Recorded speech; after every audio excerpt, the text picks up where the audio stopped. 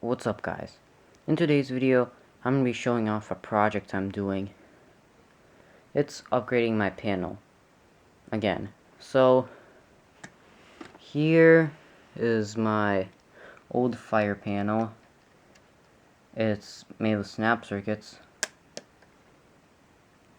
and yeah, and it's kind of bad sometimes, so I decided to modify it with an Arduino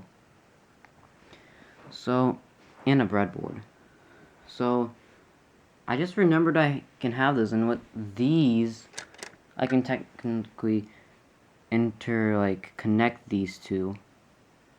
So yeah, I also have like an LCD over here for displaying zones, this, and which I'm gonna be planning to program with my computer.